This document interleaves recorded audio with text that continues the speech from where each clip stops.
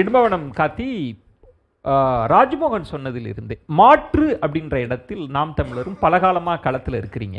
நான் அவர் சொல்வது எல்லாரையும் ஈர்க்கக்கூடிய இடத்தில் அப்படின்ற பாயிண்ட்டும், முதல் தலைமுறை வாக்காளர்கள், தாய்மார்கள், இதெல்லாம் எங்களுக்கு வியூகமா இருக்கு, வெற்றியை தரும்ன்றாரு. உங்கள் பார்வை என்ன? அவ்வாறு நம்புறதுக்கான எல்லா உரிமையும் அவருக்கு இருக்குது. அதோட நம்பிக்கை நாம் தமிழர் கட்சியை பொறுத்த வரைக்கும் 2010 மே 18 அன்னைக்கு தொடங்கணும். முதல் முறையாக 2016 தனிச்சு போட்டி போட்டோம். அதே சமயத்தில் மக்களை கூட்டணி உருவாச்சு. அதே போல் அன்புமணி ராமதாஸ் தனிச்சு போட்டி போட்டாங்க. அதில் நாங்கள் 1.1 விழுக்காடு வாக்குகளை தான் பெற்றோம். நாங்கள் அதை வெற்றி பெறலை. அதுக்கு பிறகு 2019 பாராளுமன்ற தேர்தல் 4 விழுக்காடு வாக்களை பெற்றோம். 2021 7 விழுக்காடு வாக்களை பெற்றோம். 2024 8.2 விழுக்காடு வாக்களை பெற்று மாநில கட்சியாக அங்கீகரிக்கப்பட்டிருக்கோம். அதாவது ஒரு தேர்தலில் ஒரு இலக்கணம் உண்டு. ஜெயிக்கிற கட்சி வளரும், தோக்கிற கட்சி வளராது. இதான் நியதி, இதான் எல்லாருக்கும் பொருந்தும். ஆனால் நாம் தமிழர் கட்சி 4 பொது தேர்தலில் வெற்றியை ஈட்டாவிட்டாலும் கூட இன்றைக்கி 8 விழுக்காடு வாக்களை பெற்று மாநில கட்சி அங்கீகரிக்கப்பட்டிருக்கு. இதில் நாம் தமிழர் கட்சியோட இந்த வெற்றிக்கு காலதாமதம் ஆனதுக்கு காரணம் என்னென்னா, இன்றைக்கி தேர்தல் அமைப்பு முறை எவ்வளவு முதன்மை காரணியாக பணத்தை வச்சுருக்குங்கிறது தான் முதன்மை காரணியை நான் பார்க்குறேன். ஏன்னா ஒரு சட்டமன்ற தொகுதினா 40 லட்சம் செலவு பண்ணணும் அப்படிங்கிறது தேர்தல் ஆணையத்தோட உச்சபட்ச வரம்பு. ஆனால் இன்றைக்கி 10 கோடி 20 கோடி 30 கோடின்னு சர்வசாதாரணமாக எல்லா கட்சிகளும் செலவு பண்ணுது. அப்போ தேர்தல் முறைகேட்டில் தான் அங்கே தொடங்குது. அதை கடந்து 2 பேரும் திராவிட கட்சிகள் அண்ணான்னு பேசினாலும் சரி, பெரியார்னு பேசினாலும் சரி, அவங்க காந்தியை தான் முதன்மையாக நம்புகிறாங்க, காந்தி தாளத்தான் நம்புகிறாங்க. அப்படி 2 பேரும் கட்சியும் வாக்கு காசுறது. இப்போ இடைத்தேர்தல்னால் நம்ம சொல்லவே தேவையில்லை. ஈரோடு கிழக்கு, விக்கிரவாண்டி, எந்த தேர்தலாக இருந்தாலும் 2 கட்சியும் காசு கொடுத்து அதிகாரத்தை முறைகேடு செஞ்சு டோக்கன் கொடுத்து கள்ள வாக்கு செலுத்தி அப்படி தான் தேர்தல் காலத்தை எதிர்கொள்கிறாங்க. இந்த இடத்துல நாம் தமிழர் கட்சியை பொறுத்த வரைக்கும் மாற்று அரசியல் முழக்கத்தை முன் வச்சு, தத்துவத்தை முன் வச்சு அரசியல்படுத்தி நாங்கள் 8.2 விழுக்காடு வாக்களை பெற்று மாநில கட்சியை அங்கீகரிச்சிருக்கோம். இப்போ வரக்கூடிய இந்த களத்தை பொறுத்த வரைக்கும் 4 முனை போட்டி 3 முனையாக சுருங்குமா இல்லை 5 முனையாக விரிவடையுமாங்கிறத வரக்கூடிய காலம் முடிவு செய்யும். ஆனால் நாம் தமிழர் கட்சியை பொறுத்த வரைக்கும் தனிச்சு போட்டி அப்படின்னு திட்டவட்டமாக முடிவு செஞ்சுட்டு நாங்கள் சரிபாதி பெண்களுக்கு வாய்ப்பு, அதில் அதிகப்படியான இளைஞர்களுக்கு வாய்ப்பு அப்படின்னு முடிவு பண்ணிவிட்டு நாங்கள் வேட்பாளர்களை ஏறக்குறைய 150 இடங்களுக்கு மேலே முடிவு பண்ணி இந்த களத்தில் முன்னோக்கி பரப்புரை செஞ்சு களப்பணியில் போயிட்டுருக்கோம். அப்போ இந்த வரக்கூடிய தேர்தல் களத்தில் நாங்கள் ஒரு தொகுதியவே பல கட்சி மாவட்டங்களாக பிரித்து அந்த வாக்ககத்தை அடிப்படையாக வச்சு கிளையை கட்டமைச்சு இதுவரைக்கும் இல்லாத அளவுக்கு கடைக்கோடி வரைக்கும் அந்த கட்டமைப்பை விரிவுபடுத்துகிறோம். அது 2026 தேர்தல் காலத்தில் எங்களுக்கு வெற்றியை கொடுக்கும், அதிகாரத்தை நோக்கி நகருவோம் அப்படின்னு நம்புகிறோம். அதை கடந்து இந்த திமுக அதிமுக சொல்லணும்னா, அதிமுக தமிழ்நாட்டை 31 ஆண்டுகள் ஆண்டிருக்கு, திமுக தமிழ்நாட்டை 25 ஆண்டுகள் ஆண்டிருக்கு. இவங்க மாறி மாறி நீங்கள் யோக்கியமா, நீங்கள் சரியா, நீங்கள் ஒழுங்கா அப்படின்னு லாவணி கச்சேரி பாடுறாங்களே ஒழிய மக்களை ஏமாத்துறாங்க. அதுதான் உண்மை. உங்களுக்கான அரசியல் பயணத்தில் மிகப்பெரிய நெருக்கடியா ராஜ்மோகன் சொன்ன விஷயம் வரலையா? தாவேகா வரலையா? இப்ப இல்ல, தாவே பெரிய ஈர்ப்பு சக்தியா விஜய் வந்துடுறாருன்னு அந்த மாற்றத்தை ஸ்வீகரிக்கிற இடத்துல தாவேகா வந்துடலையா? அவங்க உண்மையிலே அவங்க 67 77 அப்படின்னு சொல்றாங்க. 67 தேர்தல் களம் அண்ணா வென்றாரு, 77 தேர்தல் களம் எம்ஜிஆர் வென்றாங்கிறாங்க. 77 எம்ஜிஆர் வென்றதுக்கு முன்னாடி 73 திண்டுக்கல் மக்களவை இடைத்தேர்தலில் வெற்றி பெற்றார் மாயத்தவரை நடத்தி. அதே போல ஒரு வாய்ப்பு உங்களுக்கு வந்துச்சு. என்ன வாய்ப்புனா, ஈரோடு கிழக்கு இடைத்தேர்தலில் அதிமுக போட்டி போடல, அதிமுக போட்டி போடாமல் பின்வாங்குது. நாம் தமிழர் கட்சி களம் காணுறோம், திமுக களம் காணுது. அப்போ அந்த தேர்தல் களத்தில் மாயத்தவரை நிறுத்தி அன்னைக்கு எம்ஜிஆர் பண்ணது போல விஜய் இடைத்தேர்தலில் ஈரோடு கிழக்கு இடைத்தேர்தலில் களம் கண்டிருந்தார்னா, அதில் களம் கண்டு வாக்கை நிரூபிச்சிருந்தார்னா நான் சொல்லுவேன். ஆனால் அப்படி ஒன்றும் இல்லையே. இவங்க கட்சிக்காரங்க என்ன சொல்கிறாங்கன்னா, 2021 ஆதரவு சொல்கிறாரு, மிதிவண்டி ஓட்டி திமுகவுக்கு விஜய் ஆதரவு தெரிவித்தார் அப்படிங்கிறார். அந்த கருத்து அடிப்படையில் பேசுகிறேன். 2021 அன்னைக்கு நாம் தமிழர் கட்சி பெற்ற வாக்கு 7 விழுக்காடுக்கு மேலே பட்டுட்டோம். இவங்க என்ன சொல்கிறாங்க, நாம் தமிழர் கட்சிக்கு விழுந்த வாக்கே எங்கள் வாக்குங்கிறாங்க. அப்போ அன்னைக்கே 7 விழுக்காடு வாக்கில் பெற்றுட்டோம். இப்போ 8.2 விழுக்காடு வாக்கில் பெற்றிருக்கோம். இவர் ஆதரவு கொடுத்தாரு அந்த ஒளி வாங்கிய காட்டி அப்படின்னா இவங்களோட வாக்கு 1.2 விழுக்காடு தானே அப்படின்னு கேள்வி வருது. ஈரோடு கிழக்கு இடைத்தேர்தலில் நாம் தமிழர் கட்சி தாவேக்காவை விமர்சிக்க தொடங்கிவிட்டது. அப்போ அந்த களத்தில் விஜய்க்கான வாக்கு எங்கே போச்சு? அதில் அதிகபட்சமாக நோட்டாவுக்கு ஒரு 6000 பேர் ஓட்டிருக்காங்க. அதான் விஜய்க்கான வாக்கான்னு கேட்குறேன். கூடுதலாக ஒரு கேள்வியும் அண்ணனுக்கு நான் எழுப்பன்னு நினைக்கிறேன். அண்ணன் வாரிசு அரசியல், குடும்ப ஆதிக்கம், ஊழல் மயம், இதை மையமாகப்படுத்தி தான் திமுக இருக்கிறாங்க. திமுகவோட கோட்பாட்டோடு அண்ணன் ராஜ்மோகனுக்கு தாவேக்காவுக்கு முரண்பாடு இல்லை. திமுகவோட செயலாக்கத்தில் ஊழல் மயம், குடும்ப ஆதிக்கம், அந்த வாரிசு அரசியல்ங்கிறது தான். அப்போ வாரிசு அரசியல், குடும்ப ஆதிக்கம் தான் பிரச்சனைனா நீங்கள் காங்கிரஸ் எடுத்துக்கலாம்.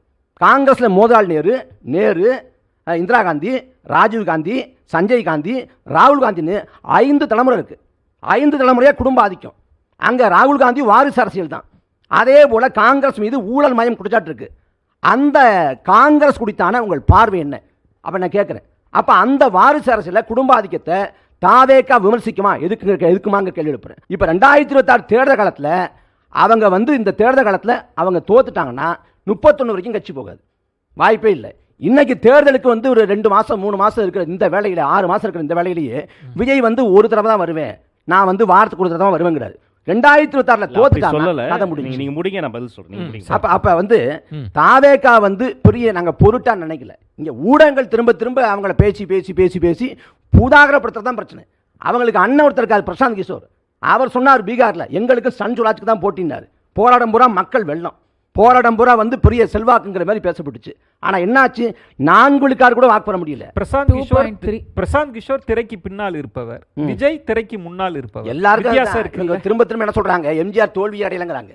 எம்ஜிஆர் சட்டமன்ற பொது தேர்தலில் தமிழ்நாட்டில் தோல்வி அடையல. ஆனா புதுச்சேரி சட்டமன்ற பொது தேர்தலில் எம்ஜிஆர் தோத்து போனார். 1980 பார்லிமெண்ட் பொது தேர்தலில் எம்ஜிஆர் தலைமையிலான அதிமுக 38 இடத்துல தோத்து போச்சு. அதே போல தமிழ்நாட்டில் உள்ளாட்சி இடங்களில் எம்ஜிஆர் தலைமையிலான அதிமுக தோத்து போய் எம்ஜிஆர் முதலமைச்சர் பதவியை ராஜினாமா பண்றாரு.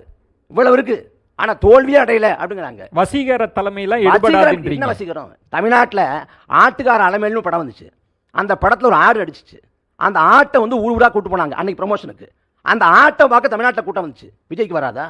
கூட்டம் வரும், ஓட்டாக மாறாது. முதல் நாள் கட்சி தொடங்கும் போதே 2026 வரைக்கும் நம்ம கட்சியை முதல்ல உள்ள டெவலப் பண்ணணும், 2026 தான் இலக்கு என்பதை தெளிவாக சொல்லிட்டோம். அப்புறம் 2021ஆம் ஆண்டு அவர் சைக்கிளில் போன அன்னைக்கு, வாக்குச்சாவடிக்கு போன அன்னைக்கு மதிப்பிற்குரிய பாராளுமன்ற உறுப்பினர் அண்ணன் தயாநிதி மாறன் அவர்கள் ஒரு ஆங்கில ஊடகத்தினுடைய ரிப்போர்ட்டரை நேரில் கூப்பிட்டு, இன்னும் அந்த காணொலி இருக்குது, mister Vijay is a very great personality, he is against diesel price hike, petrol விலை ஏற்றதுக்கு அது அகெயின்ஸ்டாகவும் டீசல் விலை ஏற்றதுக்கு அகெயின்ஸ்டாகவும் எங்களுக்கு ஆதரவாகவும் சைக்கிளில் போகிறான்ற அந்த நரேட்டிவை நாங்கள் ஆதரவு கொடுத்தோம் அப்படிங்கிறத விடுங்க, என்ன ஆதரவு எடுத்துக்கிட்டாங்க.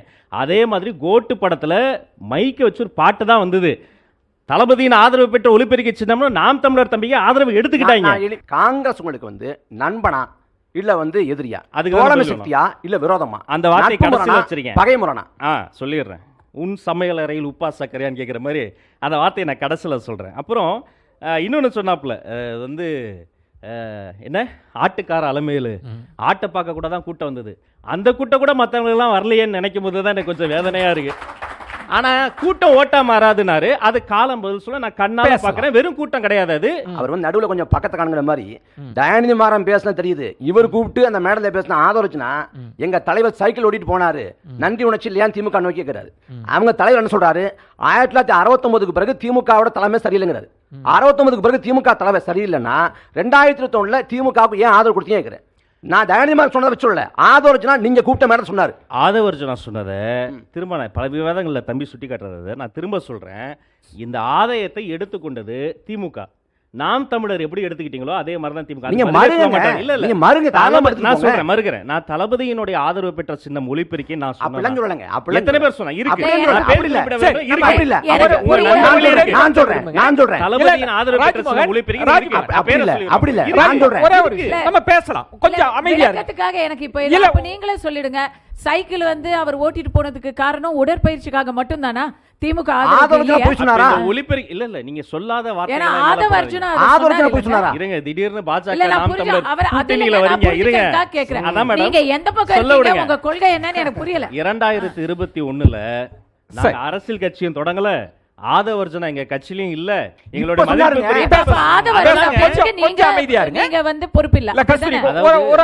பேரும் பேசுவதுதாமா உரை மட்டும் வருது. பதில் சொல்ல மாட்டேன். ஆதவர்ஜுனா அவர்கள் சொன்னதை நான் பதில் சொல்ல விடுங்க. சைக்கிள் அவர் அந்த மனிதர் வந்ததே தயாநிதி மாறன் கிட்ட போய் அவர் சொன்னாரா நான் ஆதரவு தரேன்னு, எப்படியாவது அப்படிதான் ரெக்கார்ட்ஸ் இருக்கா? தயாநிதி மாறன் அவருக்கு ஆதரவா பயன்படுத்திக்கிட்டார். ஒலிபெருக்கி சின்னத்தை அவங்க ஆதரவா பயன்படுத்திக்கிட்டாங்க. அதே போல ஆதவர்ஜுனா சொன்னது பொய்யா? அதாங்க ஆதவர்ஜுனா பொய் சொன்னாரா? நான் பொய் சொன்னான்னு சொல்லவே இல்லையே. அப்புறம் ஆதவர்ஜுனா சொன்னது திமுக அந்த ஆதாயத்தை பயன்படுத்தி கொண்டு அவர் ஆதரவு கொடுத்தோம், நாங்க எப்படி ஆதரவு கொடுக்கணும்? அப்ப கட்சியில் ஆதரவு எடுத்துக்கொண்டார்கள்.